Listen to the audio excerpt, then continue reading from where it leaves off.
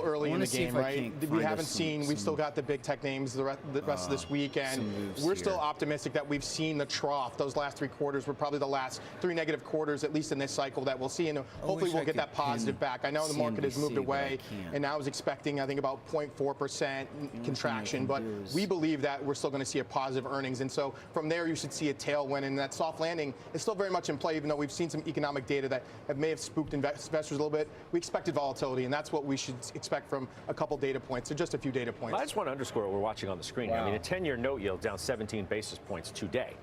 Right, I mean, it was a smidge recover, over baby. You gotta 5%, hold on, love. and then Hold on. You have know, food, it you have pulls back. treats. Let's assume that rates back Just off hang instead of back on. up. Why are you right, they yelling back at off me? a bit, and tech earnings Come this here. week come in as expected, if not better than expected. Is that enough?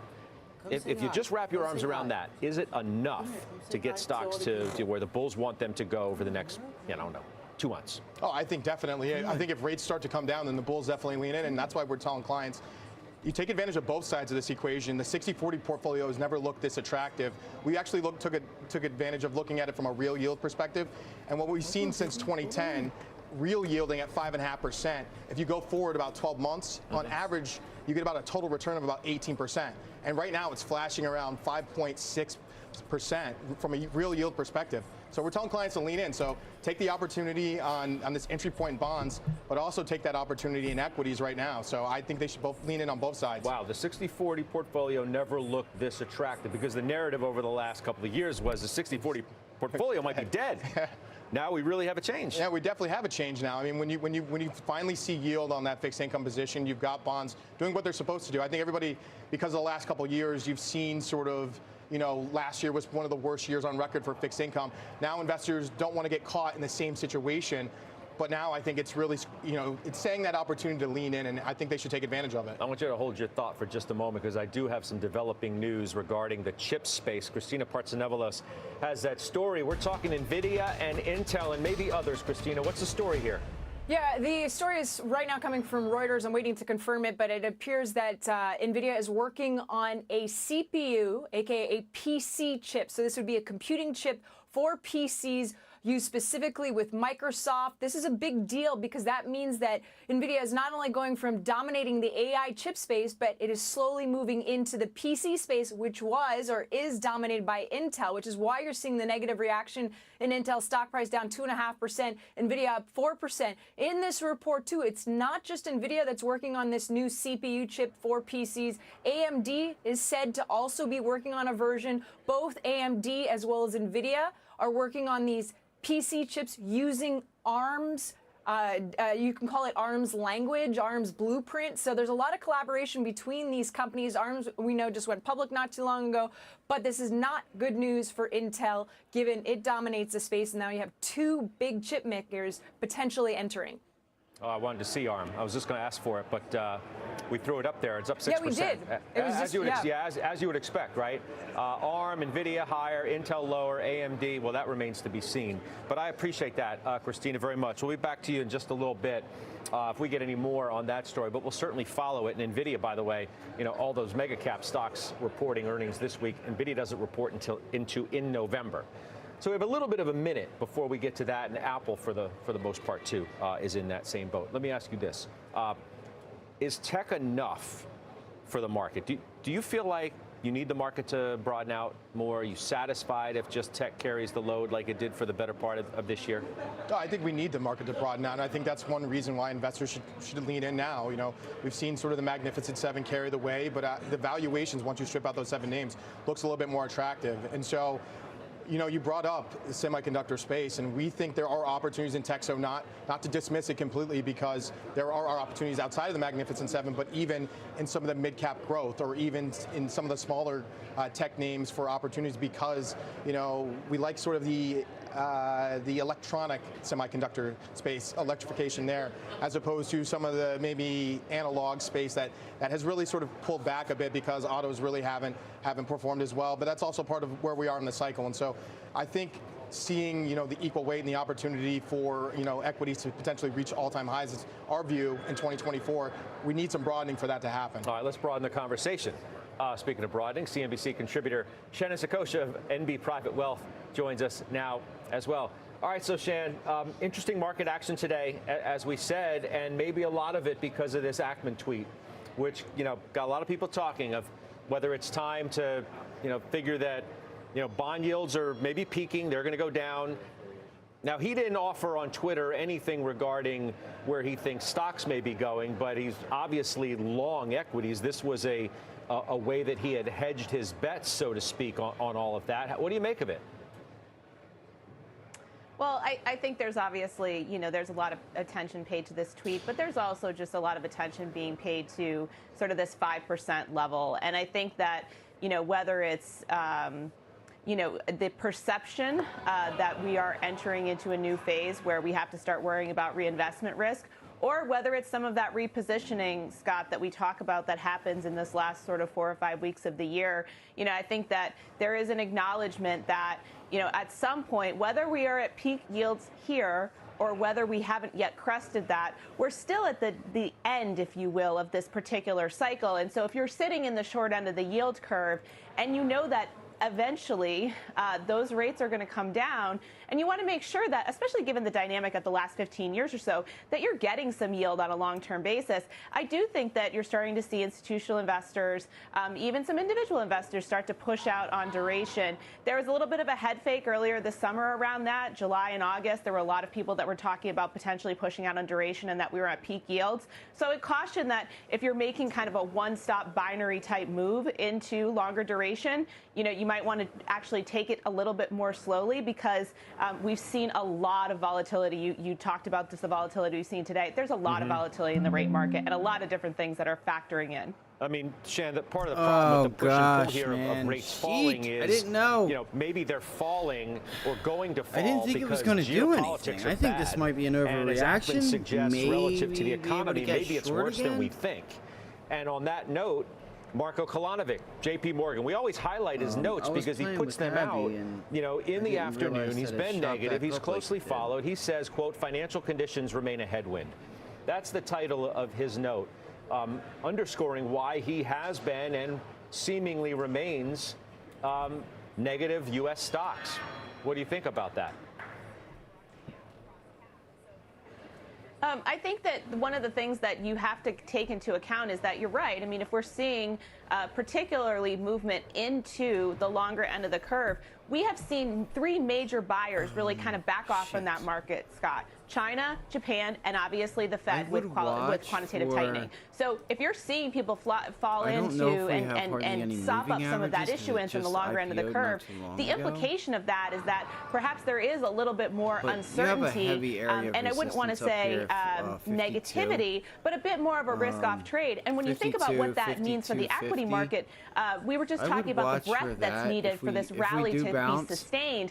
Mid-cap, small-cap stocks, if you're starting to see a risk-off appetite in the market, you're not going to see that broadening out across caps. And so I do think that there's a cautionary tale here. If we do see a real move down in yields, that likely implies that people are looking to get a little bit more conservative in their positioning. Yeah, AJ, I mean, the whole notion it's hard to cheer rates going down if they're going down because there's a flood of money coming into treasuries as a safe haven trade. I just think it's just a piece of news, and then it'll be forgot about, and then it'll float itself back down. And then, but it's a good catalyst news. I mean, let's forces people into treasuries. Let's go through it real quick. Yeah, I mean, 50 our hostages overall and view is a soft reports landing, plans. but there's always the risk of potential recession or stronger for longer, in a sense, is a risk to even bonds or equities, because then your yields could potentially go higher and equities will come down. But ultimately, you got to look past the wall of worry and have a little bit further conviction on a long-term investment view. And if we look at earnings projections that continue to be positive going forward, we have to really lean in right now because, I guess when you think about it, there's still the upside probability is still our base case. And so you kind of have to add on when things are such oversold at these levels. So base case is soft landing over recession? Yes. NVIDIA has quietly begun designing central processing units, CPUs that would run Microsoft Windows operating system. It hears technology from ARM Holdings. Two people familiar with the matter told Reuters. Never looked worse the AI chip over the last giants couple of years. Have we really seen now a help change? Chip companies build ARM-based Well, I mean, I think we go back to processors 2005, for 2006. The Windows 6040 PCs. didn't look that bad either, Scott, but you had better make sure you had international exposure back then. So I think it just changes and morphs over time. If you think about the 6040, what you're really looking for is you're really looking for people that are retired or savers that are getting enough income off of their portfolio to sustain their lifestyle and with less volatility. And technically, even though we have seen a really volatile period from an interest rate perspective, it's like an AMD, it's like a processor company that makes processors, therefore you're getting a lot more out of the 40 than you were, say, in 2017, what are they referring to as ARM? I think the other thing is guess I'll thinking about look the 6040 is that diversifying it processors. across regions, I guess when they say diversifying across ARM-based cap. processors, I that still just think means that's the important company. because although we've been in this That's period what where I'll large cap take US from has that. been the place to be, there's always reversion to the mean, and so making sure that you're diversified AMD, and sets you up better Qualcomm's within effort that could shake up 60-40 than PC just a industry binary US allocation. Intel AJ, in terms of dominated, areas but where which is you under increasing favor pressure from Apple. This is interesting from custom Marko chips that Kolanovic give too. computers better He battery favors life, a speedy barbell of performance. defense. You want to know how negative he is? Favor a barbell of defensive and energy. You agree or disagree? Well, I think we have a little bit defensive, and when it comes to I guess, the defense sector. I All mean, right, I'm defensive gonna go stocks, get another cup of we're coffee. moving maybe so more this, neutral on some ARM sectors is going to just be on the because list from a now, valuations guys. perspective. ARM is But for now on us, the I list. We think got this pretty the- early. when we I look just at, thought you we know, were consumer giving it back. discretionary, or if it's aerospace Like, I just didn't and think that defense, it was as well as going to. industrials, I wasn't we sure. see that they I did haven't not fully see recovered that from the coming. pre-pandemic levels, so we like that Like, entry it's point pretty from big for the valuation stock, standpoint. Now, to go completely in the bunker, I don't think It's that's not really about where we what are I right now. I think, think right? for Because us, I don't it's really necessarily the know. optimism, the upside. Looking at the growth is actually a positive. That but essentially we are seeing it's sort of a pretty big trend of news. disinflation. It's pretty big news, I cooling, guess. cooling labor market. Although obviously recent data points still It's hot. a good catalyst Things for are moving in the ARM, right working direction. with You one of know, the we can't take one data point and let it drive the whole companies train. in What that about the banks? space. What about Now the they're banks? I mean, teaming up regionals with have been them. under pressure, Like, rates going up, not good. this could puts be more a pressure very on that bullish area. You know, people talk about that. What's happening in real estate? How do you see setup that? for the stock. Well, So the what I regional would banks are do, going to continue to have pressure again, until the Fed I'm starts to using cut rates. I mean, $50, that's really just been the story since March here. We understand what's $49.90 going on there, as and an entry we don't point. expect that Yeah, sort of 50 headwind bucks flat. to really So come I'd like off to be until long we from start to 50 get maybe bucks. into 2024, and you know, if If the your SCP daily is chart, right, we if the don't Fed summer have any economic daily moving projections, averages until we start seeing cuts because then. it just Now, IPO'd. you know, with energy, it's tough because obviously with everything going on in the Middle East, there's the possibility for energy prices to go higher. But we're in a different position than we were in the 70s and 80s, net producers as opposed to net importers. So, you know, the risks are always going to be out there, but ultimately, you know, we're kind of leaning away from sort of the regionals and even some of the office space just because we haven't seen 5150 also activity worries come me. back to That's to also a pre-pandemic nice levels. setup for a Shan, short. what about energy? I'm looking Either at crude. I mean, it is interesting 51.50 today. Crude's at, you know, or- 86 bucks. It's down 2.5%. You know, people have been picking 54.50. energy as a sector It's lately just the because setup it had that gotten I going see again. here. Are you one of them? It's either going to sell off here. Yeah, I mean, here. listen, Scott, you look at We'll the see what valuations, happens. That's and good then news. you talk about, where Instead of there's talking still about the other dumb opportunities from shit a that I'm valuation talking perspective about. in the That's U.S. great market. It's news certainly for there. I think the other thing that's happened is that energy companies, you know, in the Gotta close last above decade or 50, so have gotta really make 50 shown support, an increased and really discipline have some around volume come capex in to and solidify really it. anticipating that oil prices would be sort of lower than they have been more recently in this range. And so I think the other thing to think about is that, you know, there isn't a one-for-one movement between energy prices and energy stocks. And so you want to make sure that if you're buying energy here from a stock perspective, you're really anticipating that this supply constraint will continue into next year and 2025. You're really shouldn't be basing it on what's happening in the Middle East because we really haven't seen a strong correlation. I mean, look what happened. Oil prices recovered or fell again after Ukraine after a couple of months. And so I really would be looking out on that supply-demand mismatch coming into 24 and 25. Which is a stock for stock trend, a cash deal. And so you're going to get 2.32 shares of Exxon for each share of Pioneer that you own. And that's trading at a $6.50 discount if you include the dividends and the short rebate. So that's about 12% annualized that you can make if you buy Pioneer and you hedge out the directional exposure to Exxon. The Hess transaction was struck at a much smaller premium. Obviously, is the lowest level that we've seen in some time, but the consumer is still spending and being resilient. That can play to both sides. So for us, we still see that being more positive for the soft landing. However, it does obviously put into play the idea for stronger for longer. But we think that ultimately, for one, because consumer discretionary hasn't fully rebounded and the consumer is on good foot, lean in right now. All right, well, Odin, thank you so much. Good to see you. Shannon, we'll talk to you soon. Shannon Saccocia, NB Private Wealth, joining us once again. Let's get to our question of the day. Do you think interest rates have now peaked? You can head to @CNBC Closing Bell on X to vote. The results coming up a little later on in the hour. In the meantime, a check on some top stocks to watch as we head into the close. And for that, we bring back Christina Partsinevelos. Hi, Christina. Hi, Scott. Let's start with FMC Corporation. It's hitting its lowest level since 2017 after lowering its third quarter and full year guidance. Sitting here This talking is an the whole time and agricultural mic is chemical off. giant, and they say it has seen substantially lower sales volumes in Latin America, and this is primarily due may to be done. destocking, I'm sorry to say especially it, in but Brazil. And that's why you're seeing shares sell might off be done. 12.5%. Okta is extending its recent declines as the cybersecurity giant reels from a cyber attack on its customer service system. Citi and Evercore both opened negative catalyst watches on the firm, saying the breach could cause near-term impacts. Shares are off by 20% in a week and down over 7.5% right now. Scott? A lot of stuff going on in tech today, chips and software. Christina, thanks. We'll see you in just a bit. Christina Partsinevelos. We're just getting started here. Up next, we're following that late-breaking story. Intel is down near 3% now. On a report, NVIDIA is making a push into the PC chip market. It is big news. We'll hear next from Plexo Capital's Lo Tony just after the break, and later top chip analyst Stacy Rasgon will give his first take on the news as well. We're live from the New York Stock Exchange. You're watching Closing Bell on CNBC.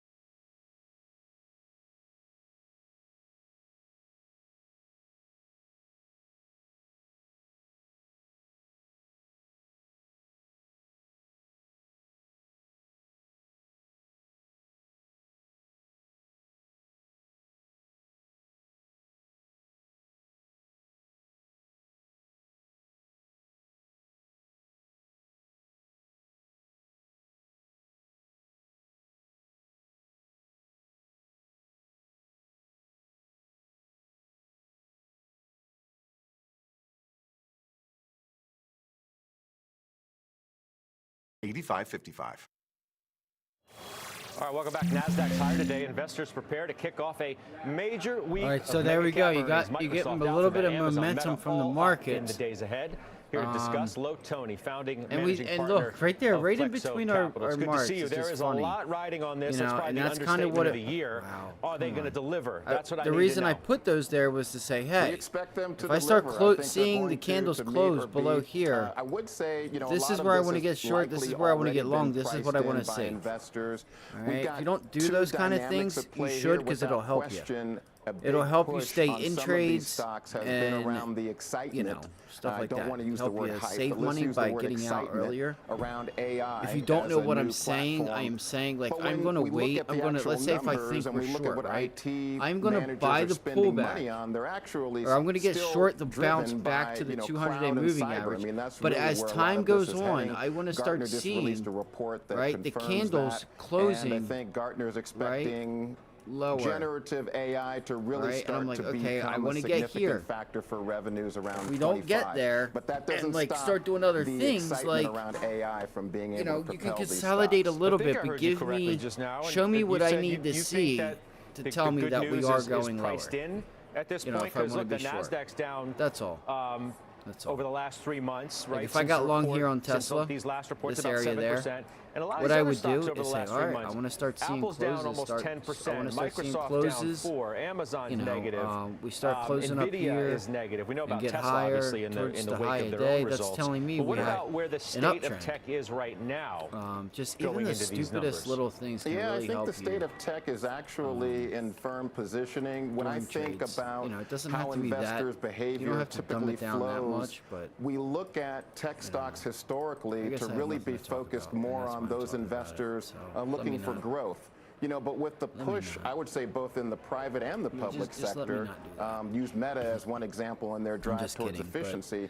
A lot of these tech companies have been So focused this will on be one of our profitability. first you know, so tests much of so that I VWAP would say in quite the some time. tech investors today are joined by other investors that almost see big tech in particular, I would say the Magnificent Seven, almost as somewhat of a safe haven. And, you know, I think when we look at the amount of the S&P that the Magnificent Seven comprise in terms of market value, you know, so goes tech, so goes the S&P. And we need to see these companies meet or beat their earnings. Otherwise, we could see an unfortunate situation similar to what we saw with Tesla when those expectations were not quite met. Who's going to knock it out of the park, and who would you be worried about out of these Magnificent Seven stocks, if anybody? Yeah, well, look, I think without question, you know, there's still a lot of excitement around NVIDIA in particular, and we expect their revenues to grow significantly. I think they're going to beat earnings. And then I would also look to Meta. You know, Meta has actually done a really good job in their push towards efficiency and navigating some of the headwinds that they faced earlier on with some of the privacy changes on the iPhone platform in particular. And then I would say, you know, steady Eddie around, you know, what we should expect from Microsoft and Google. Again, I go back to the fact that IT folks are still focused on cloud and cyber, and that's going to be a contributing factor. I would take a little bit of a lens and look into Apple, based on some of the news that we've seen over the past couple of weeks. You know, there are some headwinds that Apple faces in China. China now accounts for about 24% of iPhone sales, taking that throne away from the United States, which is now at 21%. And when we look at the amount of competition coming from those local manufacturers in China on Android devices, you know, Android has now, you know, kind of taken that title away from iPhone for the smartphones. Couple that with the, you know, the Chinese government basically telling their folks you can't use the iPhone. I think also just a little bit of a sluggish consumer demand in China as well, you know, which is broad-based but definitely impacting smartphone sales. That's where I might take a look. You know, we've seen the low-end iPhone 15 actually seeing discounts already, you know, 15, 16% on that low-end model. So, you know, I would definitely take a look. I would also look into the news around some of the manufacturing side supply chain issues. Foxconn and the lens the Chinese government has under Foxconn right now based on some tax issues and land use issues. Yeah, that's today's news, right? That's the news that came out today that had this stock negative now. Like the rest of the NASDAQ, it's turned positive, though. That would be That's my right. long area, That's right. Yeah, but you know, I think we should still take a look. We don't know how much that lens that the Chinese government is using to look into Foxconn's activities. I don't know how much that's going to impact the supply chain for Apple. Apple's done a great job of diversifying their supply chain to reduce their dependence and reliance on those activities that happen in China. But nonetheless, you know, who knows? You know, investors never want to see those types of pressures. Lo, we'll talk to you soon. I appreciate it very much. It's going to be an interesting week. And count Thanks for on having that. me. All right, Lo Tony, Plexo Capital. Up next, PIMCO's playbook. Erin Brown is back. She'll tell us how she's positioning her portfolio as we head into the end of the year, the key themes she is watching when we kick off 2024. Also, Stacey Rascon going to join us for more on this NVIDIA news that has that stock up and Intel down. We're back right after this on Closing Bell.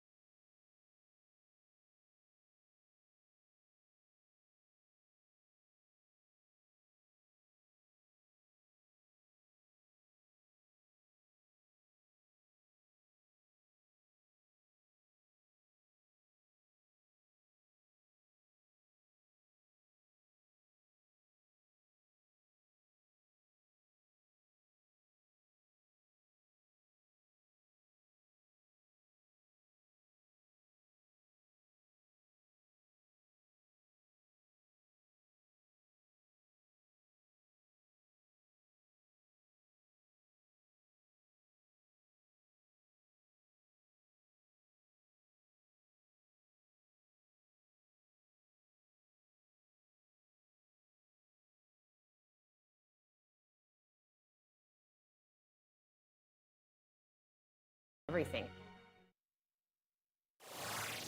Welcome back. Big market reversal for stocks today. NASDAQ now on pace to break a 4-day losing streak. The 10-year Treasury yield lower after hitting 5.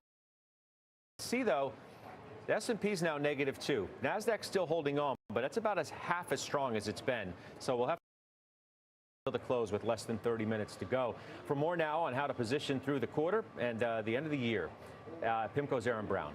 Welcome back. It's good to see you. Nice to see you as well, Scott. What do you make of this market action? I mean, I'll just ask you plain and simple. Have yields peaked? So I think it's really hard to call the peak in yields. We still have massive Treasury supply, which is coming. I think key date is going to be the next Treasury refunding on November 1st. But I think absent that, with term premiums continue to rise, I think you can definitely say that the curve is likely to steepen from here.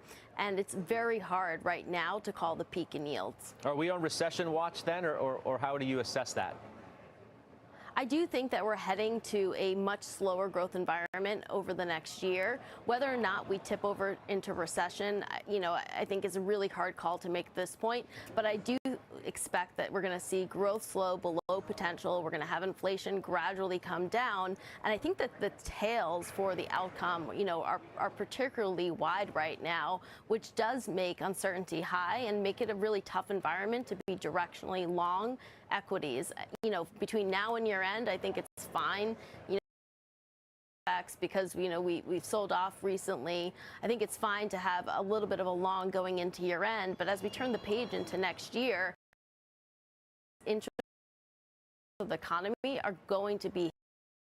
They've done pretty well year to date. So I think that's really the key area to watch. Interesting, though. You do think that we could actually rally between, I don't know, the last handful of days as a rate seem to be the line in the sand. If you're going to continue to go above 5%, it's like, okay, well, maybe that's going to upset plans that the Bulls had for a late year run. So I think the market's largely been pricing in higher and higher yields, really for the bulk of 2023 and 2022. And that's why, we've come off pretty significantly over the last 3 months and really in the third quarter with respect to equities. Going into year end, we have an earnings season which is set up optically to look actually pretty decent. We're going to get about a third of the S&P reporting this week, but I think you're going to have and hear pretty decent earnings coming off of what continues to be a pretty strong economic environment. So I think for that could set up pretty nicely for a year-end rally. That said, I think what's going to be really key is how companies are indicating for the year ahead. And I think you could see a lot more ambiguity, a lot more uncertainty. So, while I expect that we'll see pretty decent earnings this year, for the rest of this year, I think as we move into the, 2024, the earnings setup is going to be a lot more difficult. So I would say, buy on a tactical basis, but get ready to start to sell as we move into 2024 on what I think is going to be much tougher comps next year. I'm sorry to step on your toes there. You are a PM over there, portfolio manager. What's your biggest position right now? Right now, our biggest position is in duration. I mean, we think that duration right now, not too dissimilar from the comments that were made, overnight by some of the tweets we've heard from some of the hedge fund managers. We think duration is attractive at these levels, particularly for medium to longer term investors. Mortgages, agency mortgages are really cheap versus I also think that looks attractive. Space, we're long quality, we're long some more defensive assets and short some of the cyclicals, specifically consumer cyclicals like autos and home builders against it. Oh, you're short those rates 8%. I don't think you don't have to think that the housing market could be in a little bit of a tough go if mortgage rates remain elevated, right? Right, but look at the home building index; it's up 18%. Some of the auto manufacturers, both here, they've done pretty decently well, as despite what's been a really challenging. What we've seen is a lot of backlog been worked off, and that's bolstered these sectors. But I think as we move into an environment where the consumer is going to be increasingly constrained to put on any type of leverage given interest rates, I just don't see how those sectors of the economy are going to stand up. Yeah, Aaron, good to see you again. We'll talk to you soon. Aaron Brown, PIMCO, joining us here on Closing Bell. Up next, shares of Intel, as we mentioned, taking a hit on news that NVIDIA is making a big push into the PC chip space. Top chip analyst Stacy Rasgon joins us next with how he thinks this could impact the sector. AMD's on the move, so is ARM. We'll discuss it next.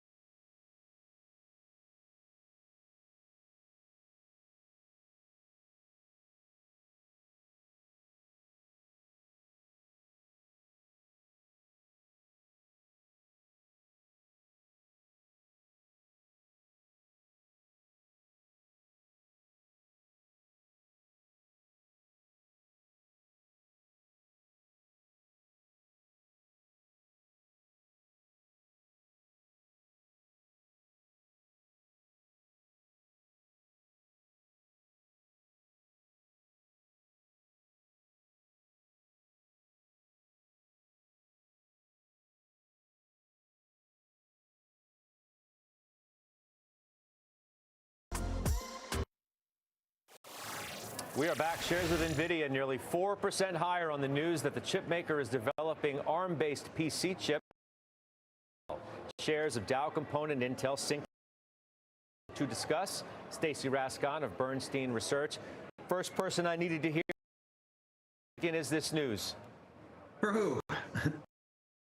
These players. I mean, it's stark, right? NVIDIA surging, Intel sinking, the market's voting. Are we getting it right? Look, so there have already been doing ARM-based PCs. Qualcomm is the one. They've actually been talking about it for quite a while. They're actually going to be introducing ARM-based PC chips into next year. And then, of course, you have Apple. I think that's actually the impetus for all of this. Apple's moved over to their own ARM-based architecture over the last several years, and their market share has actually gone up quite a bit. It's increased since they've delivered these own like self-designed chips. And so I think there's a desire to see if this architecture can roll out more broadly. This is not new, by the way. Like, Microsoft has had Windows running on ARM for a decade, probably, since 2012, I think. They used to call it Windows RT. We used to call it WART. And in fact, the very first Microsoft Surface tablet, which is kind of a PC, actually did have an ARM-based processor. It actually had an NVIDIA Tegra processor in it back in in the early 2010s.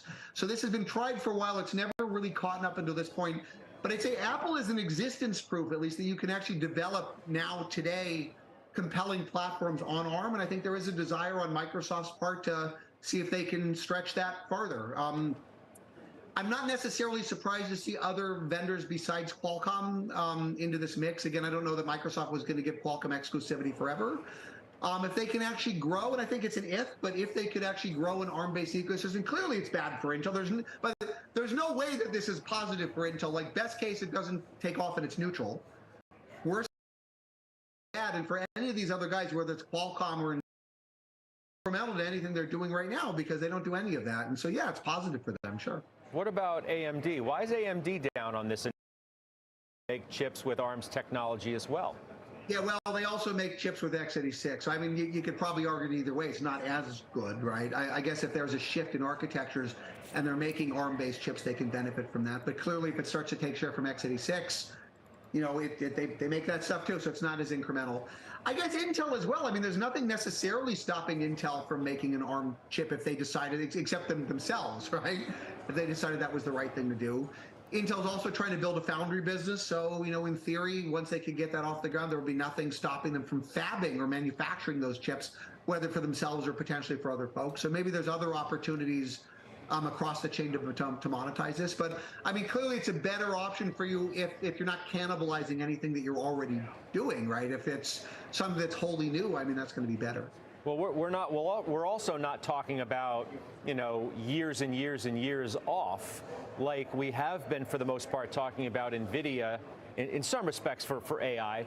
Here, what I read is that they could actually start, NVIDIA and AMD could start selling PC chips as soon as 2025. All right, guys. So I'm watching. Us? Sorry, I know you guys I don't think so. I mean, Qualcomm was absolutely going to start selling chips in 2024 next year. That's known. Right, for Qualcomm, at least we've been looking at more as an option value. And next week. The next week's spreads are pretty a couple wide. Years ago, and they gave some targets for these things. They actually didn't put any of this in even those targets. This week, they like talked about it as an they're option. just So they're a lot Qualcomm wider than the always put side looking, is. If ARM-based Windows PC We are become not a close thing, so far. they're in a good It's spot like to battling, benefit from that. Clearly, there are others trying that to could benefit close from above that Friday's as well if ARM-based Windows PCs do become close a thing. and or below. Qualcomm will be here next year, It's and battling yeah, right 2025. now. That seems It like a doesn't know reasonable what it time wants frame to for do. others to deliver. Sure. All right, we'll leave it there. I appreciate you coming on with us as quickly as you possibly could, Stace. I really wanted to hear from you on this. I know our viewers did too. Stacy Rasgon joining us here on Closing Bell. Last chance now to weigh in on our question of the day. We asked, do you think interest rates have now peaked? You can head to @CNBC Closing Bell on X. The results after the break.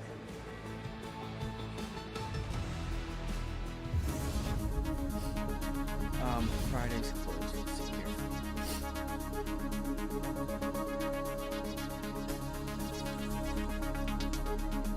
I wish CNB would change that. Sector Spiders, they did that. So, all right, Friday's closed. Let's. Depending on the Medicare supplement plan you select, you could have no deductibles or co-payments for doctor visits, hospital stays, emergency care, and more. You can keep the doctors you have now, All right, so that's Friday's close.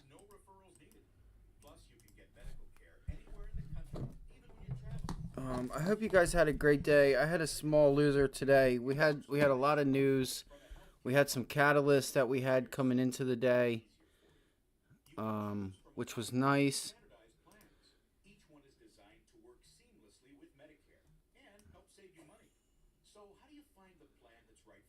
Let me see here. What am I doing?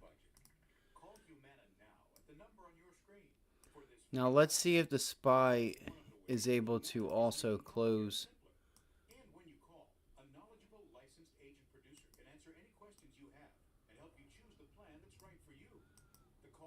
Close green or not. I want to see if the SPY can close green.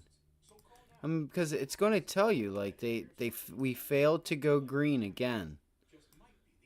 And that's a problem. That's giving you a sign of weakness.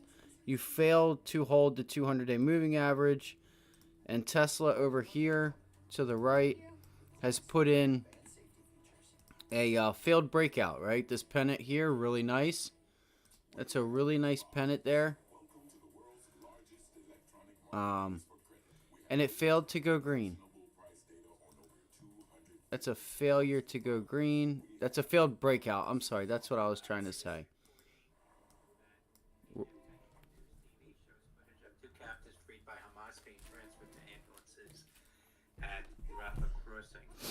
All right, Reuters reporting two. Let's see if it's on here. Gaza hostage talks are fully over.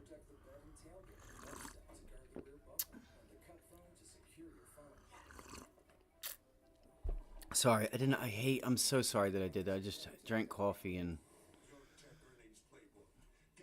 in front of the mic. I don't want to do that. So this is like a key pivot area here. It looks like at 212.22. You can see it's trying to hold VWAP, but it feels weak. Feels like this is an inflection point, if you know what I mean. Right? Are you gonna bounce? Or are we gonna close it green? We got 10 minutes. What are they gonna do? Are we gonna close it green? Again, I'm watching these options. The call side is a bit spready, so I would limit order in. It's not that bad, but it. Okay, now the put side has actually gotten worse. So the put side also is a bit spready. Next week's aren't bad. 5, 65, 70, 90, 400. 95, 400. The results now of our question of the day. We asked, do you think interest rates have now peaked? The majority of you said they're not nope. bad. Like right now, they were about even. 52.5% You could have just got the 217.50s. When Tesla calls this week, the bid and ask were the same. That is just ahead when we take you inside the market zone. For a brief second. And I'm actually going to go on to the level 2. You just click on the option or whatever, go to level 2. All right, so let's see here. Thursday, November 2nd. Join CNBC's Evolve Global Summit. Learn how global innovation. There was 69 at 209 ask. 31, 35. Let's see here. 206, 209. See what happens here the last few minutes. If I were you guys, and you guys have never heard of this, if you trade daily SPY options or QQQ options, like NASDAQ options, go look at the level 2 for the daily options and check them out from like 245, 240 to like going into the end of the day. And you'll start noticing how some orders will just get filled. Right? They'll just get filled at random places to close these positions out. And it could leave you guys some opportunity. Right? I'd have to show you, like, physically. Let me see if I can do it here. I haven't used Thinkorswim for, like, doing orders or anything, which I could start to. I'll have to throw some money in this account and start trading with this one and see how Thinkorswim is.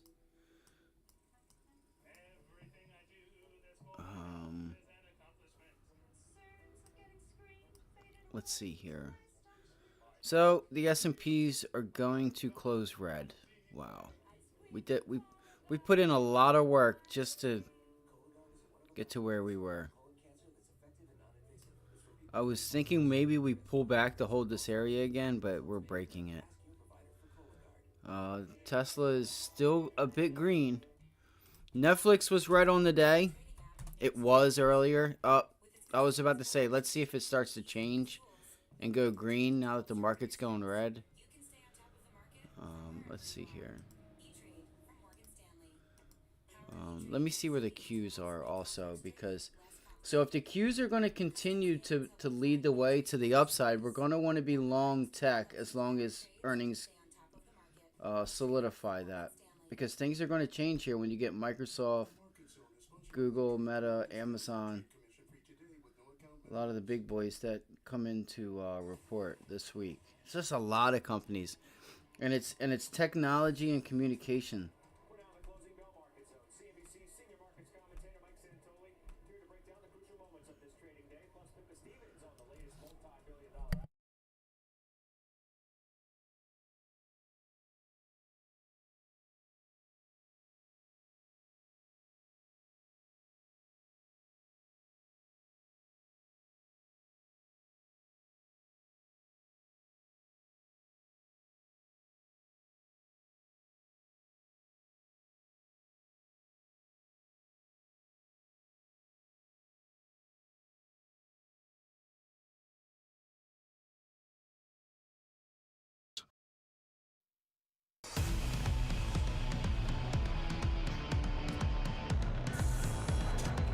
We're now in the closing bell market zone. CNBC senior markets commentator Mike Santoli here to break down the crucial moments of this trading day, plus Pippa Stevens on the latest multi-billion-dollar acquisition in the energy space, and Contessa Brewer. All right, so here is something that just came across, guys. The U.S. has intelligence that Iranian-backed militia groups are planning to ramp up attacks against U.S. forces in the Middle East as Iran seeks to capitalize on the backlash in the region to U.S. support for Israel, according to CNN, citing U.S. Nice move down in Treasury yields. A 10-year from over 5 down to 43. I tried to go. I tried. We were 6 days ago. So I think that's why you haven't had this bigger kind of relaxation effect in the markets. Banks couldn't even hold a weak bounce. So there's a lot of things that tells you we're still under some pressure. You're still kind of in a little bit of a slippery spot right here. Any bit of relief, though, on the Treasury front is going to be welcomed at least somewhat. Now you need a lot of other things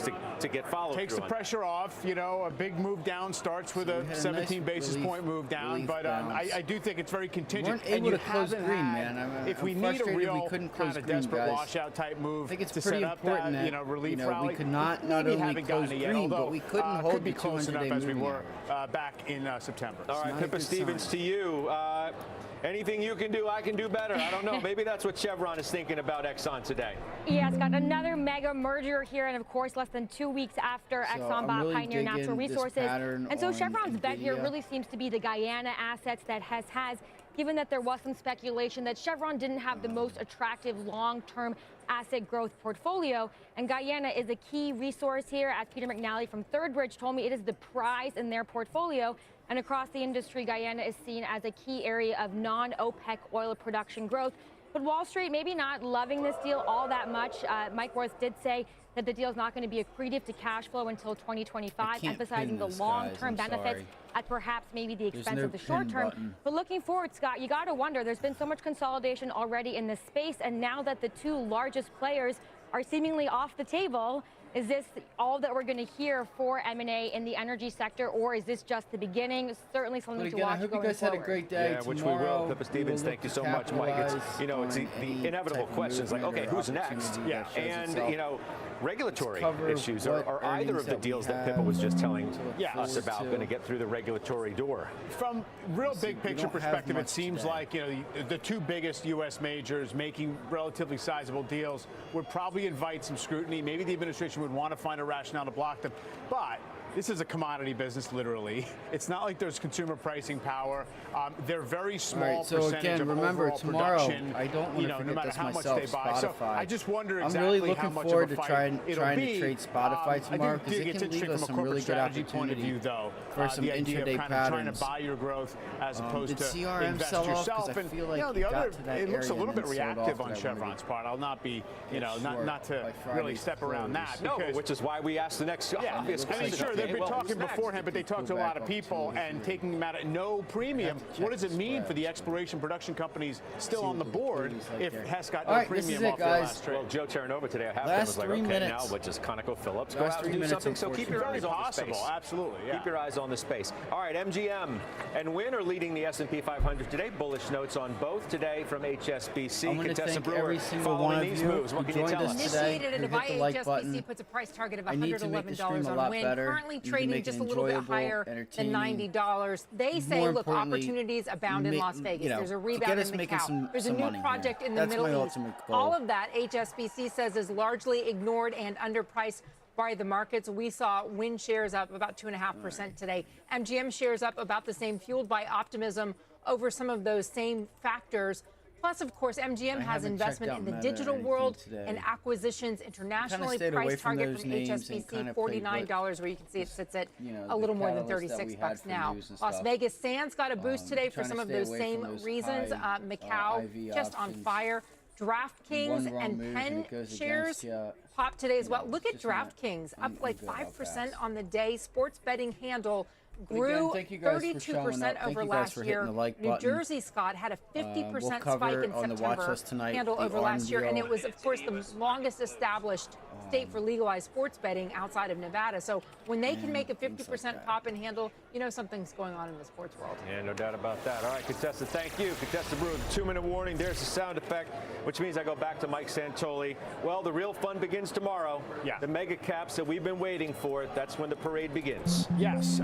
You have some decent pullbacks in most of them, although Meta and Well, Alphabet look at actually that really bounce out not of far from their Spotify, highs. So guys. those are the two that have, I That's a think, nice the bounce. most I mean, obviously, confidence the in the overall fundamental markets were stories. green, Communication more services, so the tech, upside and leader what did today. we say? None of that is a Those surprise. are the only Qs two, by the continue way, that to, are up over a 3-month break period. out, Once you you said know, Alphabet's up near 15%. More so than the and rest Meta's of the up market 7%. does. Yes. You want to be long technology. And so, you know, maybe the bar is higher there, but you got, you know, Microsoft's in a 10% pullback. So don't forget that as this week goes on, right? You look at Snow, look at you know, Roblox or whatever, you know, Micron and technology stocks. Pretty good earnings so far. If the market is trending to the upside this week, you want to be long tech stocks. I love you guys so much. Thank you for joining us. Thank you for hitting that like button. We're going to get the camera figured out. We're going to post a watch list. We are going to kill it this week. We're going to cover some earnings. We're going to more so worry about the earnings that come tomorrow morning and tomorrow, you know, the rest of the week. I love you guys. I will see you all in just a few hours. Get your game plans ready, because this week is, you just got a glimpse of a piece of the pie now. Dow's down near of what we 200. got By the way, today. want to show you some pictures too, because it's You a guys are special just joining day us. If you guys would up like in to hit the Midtown like button, that would be cool. I'm trying to get to 10 likes. That'd be pretty hot. Members of the CNBC You guys have a great night. I'll see you guys in just a few minutes. We'll cut like about 2 hours. And that is in honor of the 5th annual Tech Summit happening tomorrow right here in